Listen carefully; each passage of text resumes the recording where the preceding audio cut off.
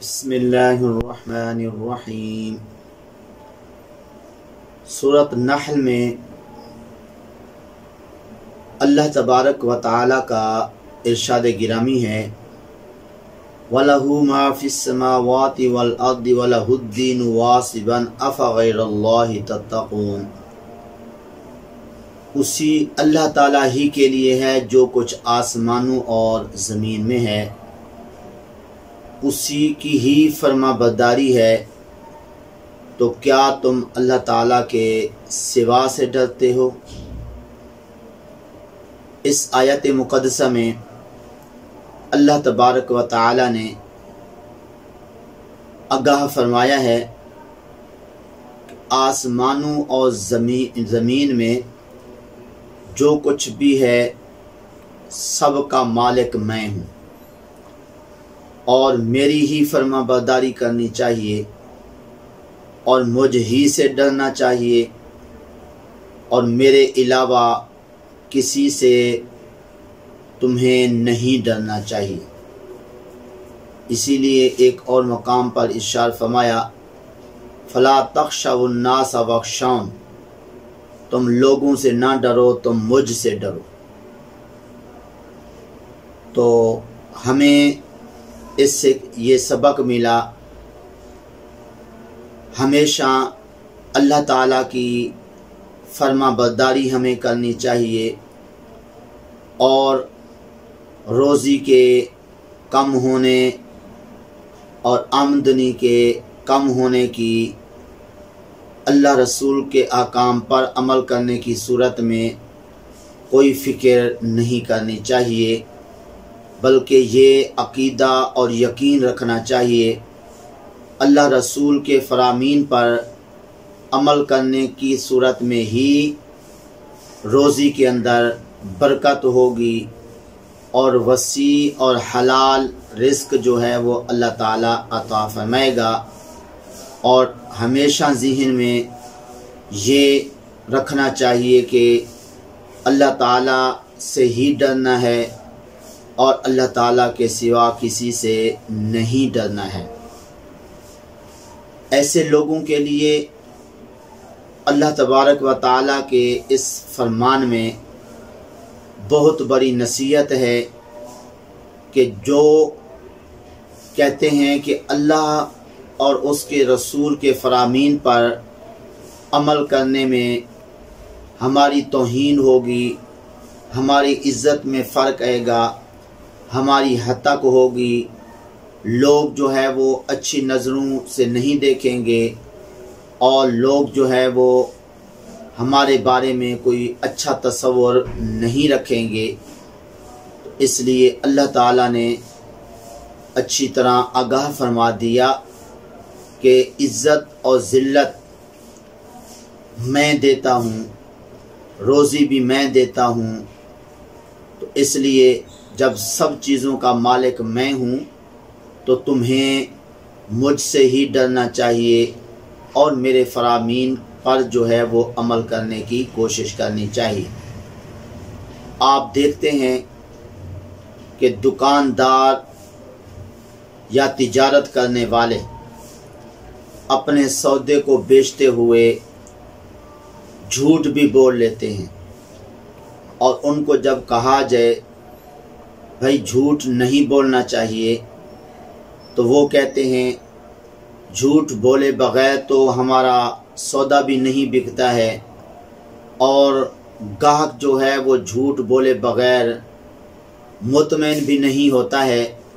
تو اس لیے جھوٹ بولے بغیر کوئی چارہ نہیں ہے،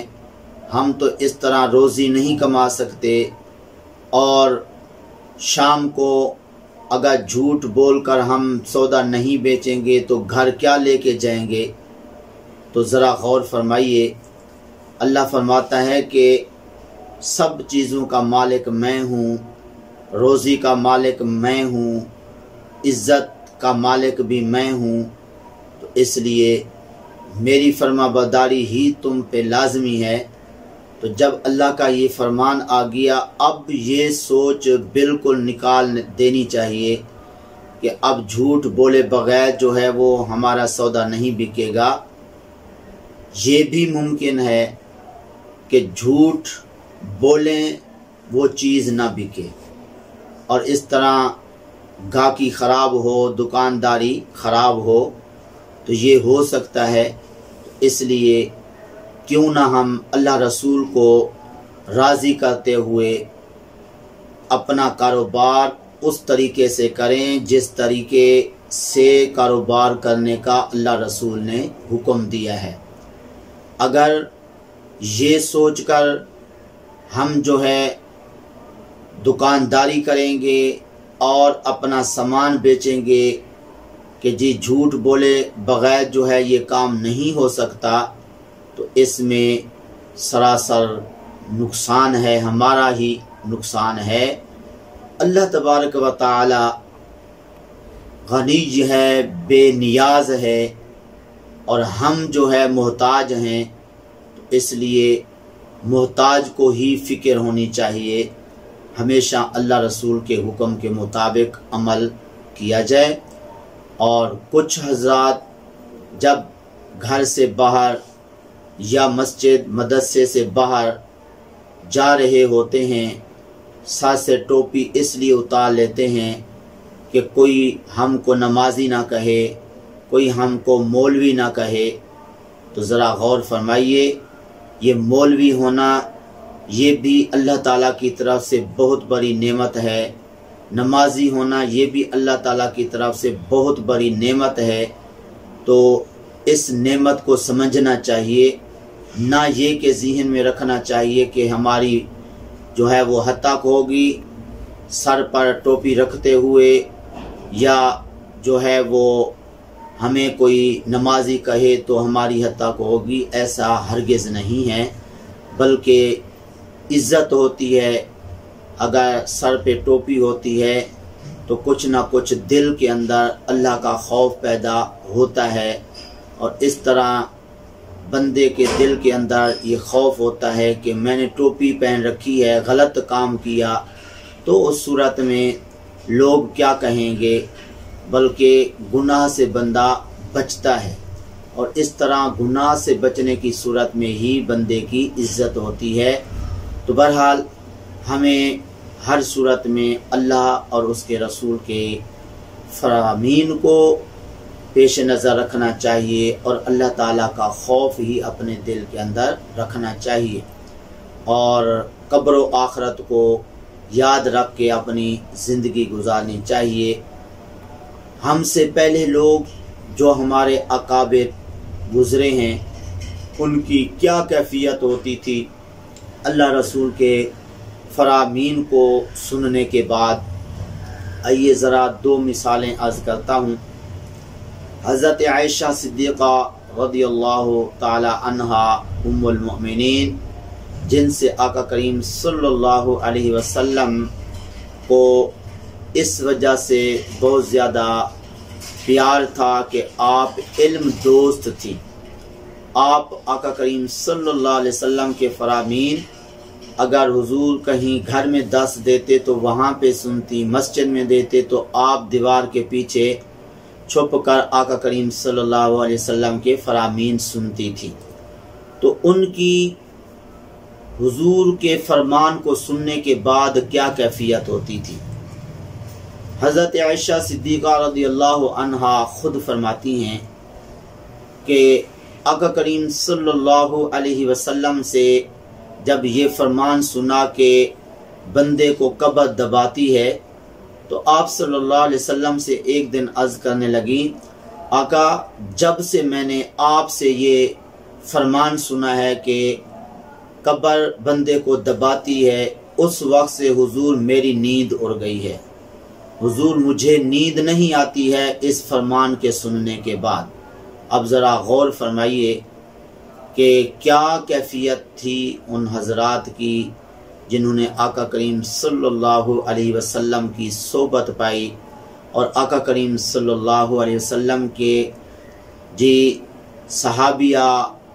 ہونے کا شرف بھی حاصل کیا، اور جن کے بارے میں اللہ نے فرمایا یا نساء النبی لستن کا احد من النساء، کہ تم اے نبی کی بیوی ہو، عام عورتوں کی طرح نہیں ہو۔ تو اس طرح ان کی یہ کیفیت ہے جی، ایک حدیث پاک سننے کے بعد ان کی نیندیں اڑ جاتی ہیں۔ اسی طرح حضرت عثمان رضی اللہ تعالی عنہ جب قبر کا ذکر سنتے رو رو کے اپنی داڑھی کو تر کر لیتے تھے، یعنی ان کے خوف خدا سے، قبر کی یاد سے اتنا آنکھوں سے آنسو بہتے تھے کہ داڑھی تر ہو جاتی تھی اور داڑھی بھیگ جاتی تھی۔ تو اس لیے ان کی یہ کیفیت، ان کا یہ حال ہے۔ تو پھر ذرا غور فرمائیے ہمیں کتنی زیادہ فکر کرنی چاہیے۔ بہرحال ہمیں اس سے سبق ملا، ہمیشہ ہم اپنی عزت اللہ رسول کے حکم پر عمل کرنے میں سمجھیں،